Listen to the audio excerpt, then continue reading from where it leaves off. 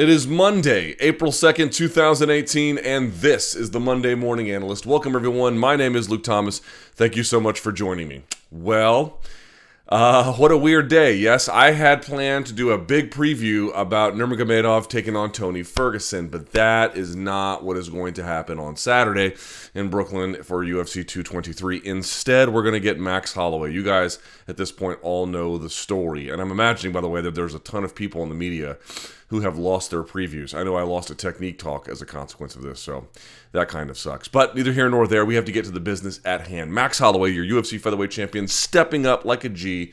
He'll be taking on Khabib Nurmagomedov in that main event. So there's actually something to be said about a salvageable main event that they have here. And really, it's a pretty interesting fight for a couple of reasons. So let's do this. Let's go to the second segment. Let's talk about what we can say positively about this fight. Let's talk about some of the ways that they might match up interestingly. And then let's look at some tape about how the takedowns of Nurmagomedov might impact this bout. There's a bit of a debate about how good is Max Holloway's takedown defense, how good is, of course, Nurmagomedov's takedowns, how will the two obviously meet, because this is a fairly straightforward fight to predict in the sense of what is Nurmagomedov going to do and what is Max Holloway going to have to do. So let's take a look at some of that stuff now. There's a question you have to ask yourself here, and that is, how competitive do you think this fight is? I actually think it could be reasonably competitive. Now look, there's one aspect of this that is killing everyone's enthusiasm, namely, number one, it's not the fight that they wanted. This is the fourth time they were trying to make this Tony Ferguson fight. And number two, the other one was, it's on 6 days' notice. It's on 6 days' notice for Max Holloway, plus he's coming off of that injury. It's just not ideal circumstances. I put a poll up on Twitter asking if folks think this is a super fight because it's for a 155-pound title, and you've got the 145-pound champ. Now, Nurmagomedov, as it stands, is not the champion, so it doesn't have that. And, of course, as I mentioned before, 6 days' notice, the guy's coming off of an injury, and people are basically split. Some people think it's a super fight, some don't, some aren't sure, but it's not like there's a consensus about it by any stretch of the imagination. So it kind of tells you a little bit about where everyone's head is at on this one. Look, here's the deal with this. There's no doubt in my mind that the inability to have a full camp and then coming off the injury will have an impact in the fight. How much of an impact, that is hard to know. But I do consider it to be a hiccup, and I think any preview that anybody does absolutely has to take that into account. Some will into a very strong degree, some won't, but I will. I do think it's important, and I do think it's going to make a difference, and it is a 5-round fight. Remember that. Now, Nurmagomedov's never been in one. Holloway's been in several, but at the same time, again, 6 days notice, injury, the whole nine. There's a lot to be concerned about there. Now, one of the interesting aspects of this contest is that all of a sudden, Max Holloway apparently has terrible takedown defense. I've seen that. Please don't be this guy. Please don't be this guy. Please do not be the guy that goes out there and says, well, Holloway has either bad takedown defense. I've seen that, which is just categorically not true. Or B, well, he might have good takedown defense, but he's never fought a wrestler. Also not true. Or C, which I've seen, well, he might have good takedown defense, but Khabib is a different animal. Ladies and gentlemen, let me introduce you to something called Hitchin's Razor. A claim made without evidence can be dismissed without evidence. It is true, actually, that Khabib Nurmagomedov is different from anyone else that Max Holloway has fought, and we're going to look at why. But that's precisely my point. You have to be able to say why he's different. Just showing up to the party and saying, well, he's different, well, it's different, well, he's different. Well, okay, how is it different? In what way is it different? How does it matter that it's different? What does it tell us about it being different? Because here's the truth. If you can't say why it's different, you are not making a claim with evidence. So I can just dismiss it without evidence. It doesn't work that way. Now, that also tells me that if you're just saying, well, Khabib is different, he just has a different level of takedown defense. Again, I would agree. I'm not in much of a position to say that that's wrong, although I believe I can present at least a reasonably decent argument about that. It also might not tell you, or it will actually also might tell you that these people are not able to explain why Max Holloway's takedown defense has become so formidable. Right, because there's two parts to this equation. How did Max Holloway's takedown defense get so good? Because you look at the early part of his career, he got taken down a lot, and now he's not hardly taken down at all. And conversely, what is it about Nurmagomedov's takedowns that are so formidable and his top control is so formidable? You have to be able to answer both of those questions. Please do not be that guy that gets on social media and says, he's a different animal. You're just outing yourself as somebody who repeats talking points. Don't be that guy. Have a reason. And we all have strong arguments. We all have weak arguments. We all have arguments somewhere in the middle. But at least be able to make an argument about it. So hopefully today, with this video, you'll at least have some of the framework, the groundwork you can lay down for a foundation of an argument about why, A, Khabib's takedowns are different, but you can say why, and B, on the other side, what has happened with Max Holloway's takedown defense that's made it so formidable. Now, there are a bunch of different ways you can assess this fight that have nothing to do with the takedown, right? What stance is Max Holloway going to be in? How much is that injury going to affect maybe his cardio, right? Has he been able to run on that leg, for example, right? So there's some issues there as well. Will the jab be a part of Max Holloway's offense? Will the leg kicks be a part of Max Holloway's offense? Like all the different ways in which you can think about a fight. It's got nothing to do with takedowns per se. That all may be involved here. But for the purposes of this podcast today, I want to focus in on the takedowns. Now, as I just mentioned, it's more than that. In fact, I think if you look at Khabib's takedowns, what really stands out is not so much the takedowns themselves, although they're very good, but it's also his top control. He's only got 4 takedowns in that Edson Barboza fight, but he was able to maintain control on top and then, launch in ground and pound and wear you out and punish you and punish you and punish you and punish you. So it's the combination of the two. It's not merely just the takedown itself, but I just wanted to make that point known. Now, one point that I wanted to make was about the takedown defense of Max Holloway. I put out a tweet about this. He hasn't surrendered a takedown in the UFC since 2014 when he fought Clay Collard. And then in that fight, he stopped 9 of 10 takedowns. He did give up 1. Of course, he won that contest. But since then, against 8 opponents, and you can see the list here, he has not given up a takedown in 27 different attempts. For comparison's sake, I went and I also looked at the takedown defense of Edson Barboza prior to the Nurmagomedov fight. And in his 8 previous opponents, and you can see the names listed here, including they have a overlap of Anthony Pettis. He gave up 16 of 17 takedowns. Michael Johnson was, in fact, able to get a takedown on him. In fact, Edson Barboza was able to get takedowns on a couple of those guys himself. In fact, I do think that's something to consider here. One thing you may see is the forward pressure, the constant forward pressure of Nurmagomedov could turn into a takedown opportunity for Max Holloway. He was able to take down, for example, Jeremy Stevens that way. That forward pressure enables you to drive into him and take him down. And by the way, I think Gleison Tebow did something similar too, or maybe even Abel Trujillo. It turns out that, in fact, Nurmagomedov has a pretty good guard, but if he's having to work on his guard, that means he's not working on top. It means he's not really working necessarily on a takedown himself. There might be a scramble there, but you get the idea. If you're on top and you can control, that's more time. You don't have to worry about trying to take this guy down. So something to keep in mind about that. But let's answer the central question, right, as we compare the takedown defense rates. What is it about Nurmagomedov that makes him different? When people say, well, he's a different animal. Well, why? Why is he a different animal? What is it about him that makes him different? There's probably a couple things that you could say. Number one, there's just a certain tenacity about the effort. A lot of guys don't have the same kind of second and third effort. It's not really his first effort that gets you down as he drives into the takedown the first time. It's not like that is actually something that does really well for him. Oh, his first attempts, they're just so glorious. Sometimes he gets you down the first attempt. Often not. It's when he drives you into the fence, he pushes you there, and then there's a second, third, and fourth effort. And if that doesn't work, he gets right back on it. It's just this sort of dogged determination to get the fight to the ground in a way that is, even relative to his peers, a little bit unusual. In addition, of course, he's strong for the weight class, right? He is a big guy in the weight class. He's had problems making weight in the past. That does confer some benefit, at least early in the fight, right? Where he is able to lean and wear on guys. And of course, he just has this natural grappling strength built up from quite literally decades of doing it. There is that argument as well. But here is the most important reason. This is the one that stands out to me above all the rest. Yes, he is strong. Yes, he is determined in ways that is, even relative to his peers, unusual. But it's more than that. Here is the big standout to me about Khabib Nurmagomedov. And people can disagree if they want, but I believe the tape shows this to be very, very clear. He can combine a lot of different wrestling and takedown universes and blend them together seamlessly in a way that is very much unusual. So, for example, he has a lot of Greco tie-ups. Even if you have an underhook on him, he can pinch it to the body as he did against Daryl Horcher and then take you for a ride. If that doesn't work, he's got trips, both inside, outside, throws as well, Harai Goshi, Uchimata.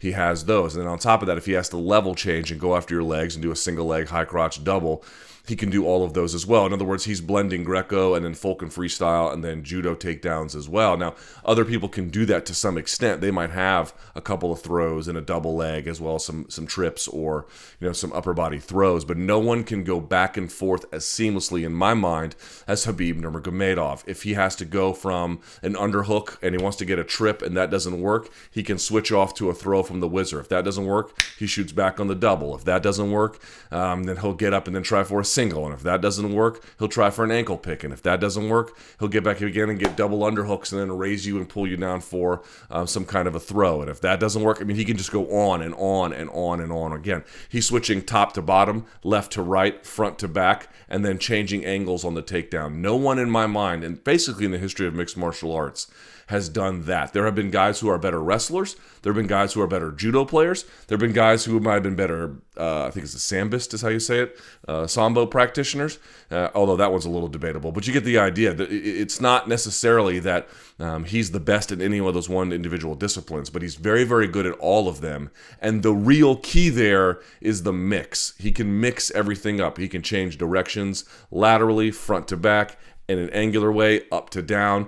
He combines all the different universes of takedowns into one kind of game, one kind of package, in a way that really no one else in mixed martial arts is able to do. So if somebody asks you at your party when he competes, knock on wood, what is it about Khabib that makes him different? Or if someone says that to you and you want to assess their knowledge, you need some kind of answer like that. Just saying, well, look at his success rate. Well, so what?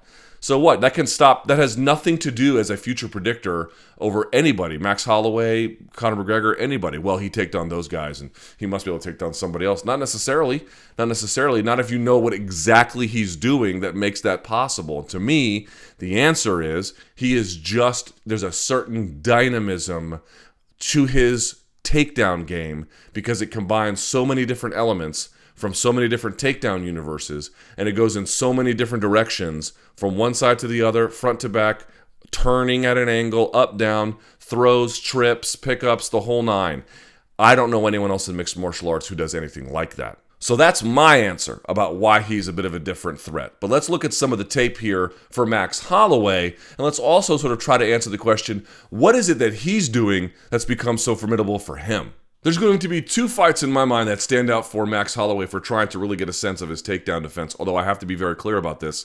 These were 2 years ago, so he's gotten way better since then. Now, is he good enough? I guess we'll find out on Saturday. But the two best ones I can think of were Ricardo Lamas, because he's sort of a classic wrestle boxer, and Jeremy Stephens. Let's take a look at the Ricardo Lamas takedowns here. I put together a highlight. You can see it above in the corner. And what do you really notice from this? A couple of things. Some of this is just not relevant to Khabib Nurmagomedov. So, for example, here's what I mean. A lot of these takedowns came in open space, which you might see Khabib do as well. Khabib prefers to push you to the fence, but sometimes he'll shoot in open space once and then reshoot, and that second shot will get you back up against it, versus sort of underhooking and then just walking you to the fence or something like that, right? But you'll notice a lot of these in open space, they don't really do a whole lot for Ricardo Lamas in this context. Because what he's able to do is he's got really heavy hips, Max Holloway. He's able to down block. He's able to drive an underhook. And he's really good through that underhook and that down blocking of turning Lamas over, almost moving to mount in certain cases. What you notice in the Jeremy Stephens fight, which we'll look at in just a second, was Stephens had no problem pushing Max Holloway to the fence, which tells me that Nurmagomedov's not going to have any kind of a problem. He's strong for lightweights. He's going to be strong for a natural featherweight, or at least, let's say, a lighter 155 or something like that, right? So these shots in open space, they don't necessarily tell you a whole lot. Now, some of these do go against the fence. What is Max Holloway really good at? Number one, he has a great whizzer. Really good on the whizzer about pulling people off, creating some kind of a blocking mechanism between. His whizzer is ever present, and he's really perfected it and made ample use of it. He's really good also at turning his hips sideways, getting it to the fence, creating a wide stance that is hard for anybody to pick up and do anything with, either to step over it, because he's really good about keeping his outside leg on the outside leg of Ricardo Lamas, right? If you're going for a single leg, you want to get their leg between yours, put your body on top of it. He never lets anybody really do that to him, especially not Ricardo Lamas in this context. Again, that whizzer is always there. He's got pretty good bicep control a lot of times, or even wrist control. You'll see in the Stevens fight in just a second, he's good about controlling Stevens' own wrist and then passing it to his other hand, not on the ground, standing.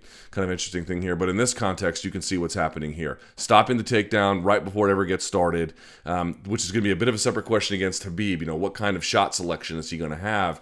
Everyone says that that Holloway is really good at minding distance, and that's true, but that's usually for striking, just enough to get out of the way of a punch so then he can launch his. It's going to be a bit of a different thing for takedowns because he doesn't want to kick, right? He's going to want to be in punching range, but if you're in punching range, you're in takedown range, so it can get a little dicey there.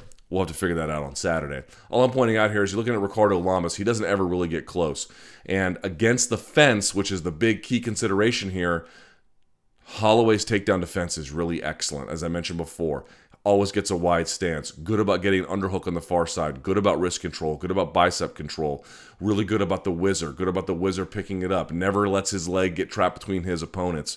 He's just got really solid takedown defense here. But you'll also notice, as I mentioned before, Lamas trying to get takedowns in the middle of the fence, or two, when he gets Holloway against the fence, he doesn't have the same level change, side to side, front to back, pulling, picking up.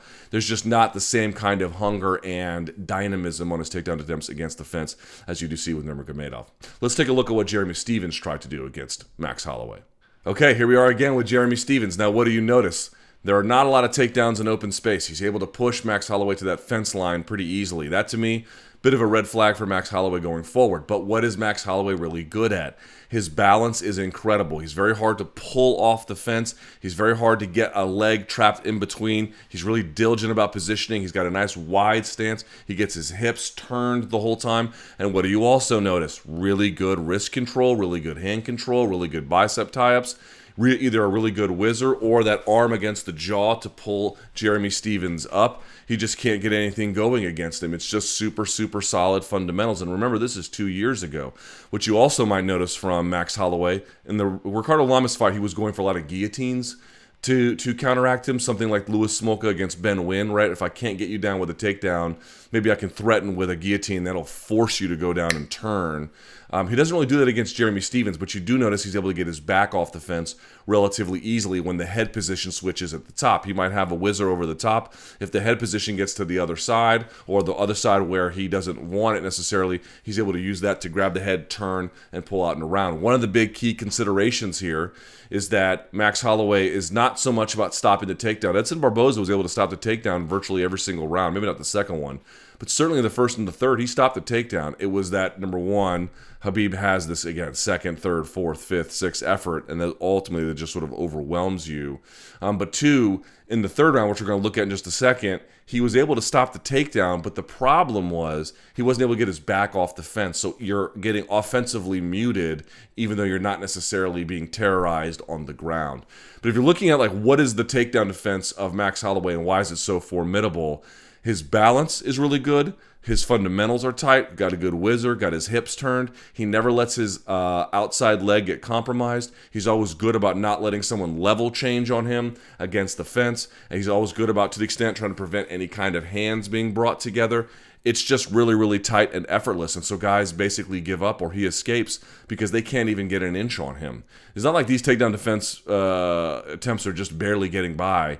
These guys aren't getting even close to what he's doing. They're not even getting anywhere near where they need to make this kind of thing work for him. So I just want to point that out. No, Ricardo Lamas and Jeremy Stephens are not the kind of takedown threat that Khabib Nurmagomedov is. However, they're in similar situations against the fence line where he excels very strongly. And number two, they're not even close.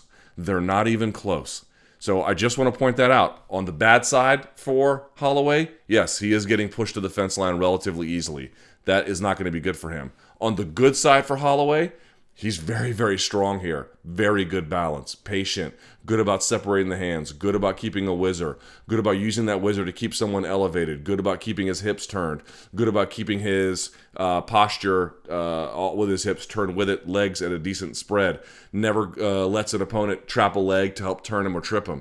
Very, very, very, very strong fundamentals against that fence line. It's going to be, I think Nurmagomedov will get him down, but he's probably going to have to earn it. Now let's take a look at Khabib Nurmagomedov taking on Edson Barboza, the most recent fight that he had. And I don't really need to go through all of this. In fact, we're not going to. We're just going to look at some of the highlights here. But what do you really notice about what's happening here? When he's successful, you can see it. He goes upper body, tries to turn a guy a certain direction, tries to push him a certain direction.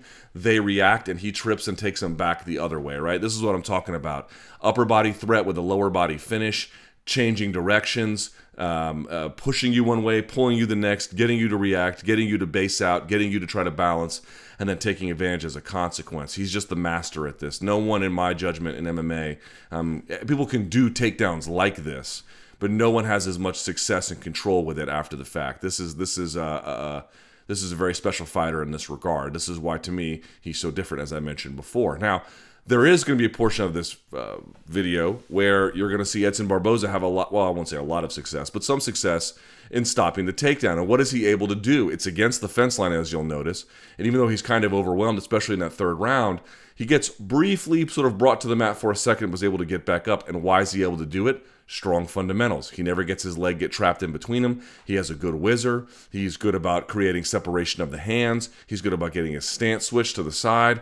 He's good about making sure, and Nurmagomedov, you can see him going side to side on this, trying to pick up, trying to pull him out. You know, it's going to be a bit of a different test for Holloway because Nurmagomedov's good about moving you. One of the things that's good about Holloway, when he gets against that fence, he doesn't necessarily move a whole lot because he's so centered and so balanced and so stuck to the earth. Nurmagomedov is good about loosening that, pulling you, pushing you, driving you, turning you, flipping you, right? That's what he's kind of good at. But Barboza has some success in that third round by stopping a lot of that, by putting pressure on the back of the head, by getting his stance over, by separating the hands, by using the whizzer to keep him up, by not letting his leg get trapped underneath, and not letting Nurmagomedov change direction on a second effort. That's what he's really good at. You stop the first one, he'll attempt a second part of that takedown and then go in a different direction.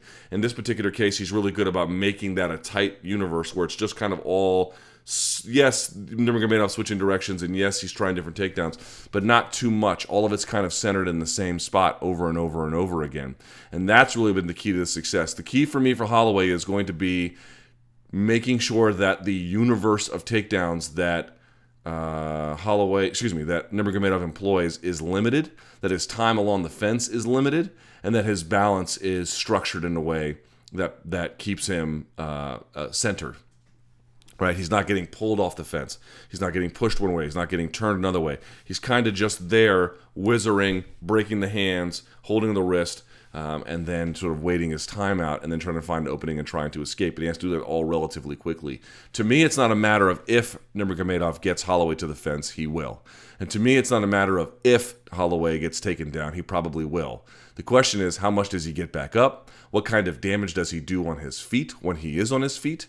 And number two, how many times can he stop the takedown? What kind of damage can he employ? Or you'll notice another aspect to Nurmagomedov's takedowns that make him slightly different from a Jeremy Stephens or a Ricardo Lamas. And those guys were much more focused on just the wrestling portion, right, of the takedown than Nurmagomedov. Nurmagomedov is willing to sort of pound on you standing or in a takedown posture and using that to either distract you or hurt you or take advantage of things. And other guys do that as well. Again, he's not the first guy to do this, but he is really consistent about applying some of those techniques in the process. He will pound on you as he is trying to take you down. Even if he only gets you to the knees, he will just bang on you and bang on you and bang on you and bang on you. In that sense, he is also kind of different. That's why your exposure along the fence line has to be minimized. So again, you're asking me who's going to get the takedown. I don't see how Holloway can stop it altogether. It just seems to me like Nurmagomedov is eventually going to get him down, maybe relatively easily, depending on the injury, right? Depending on the 6 days notice. We don't really know.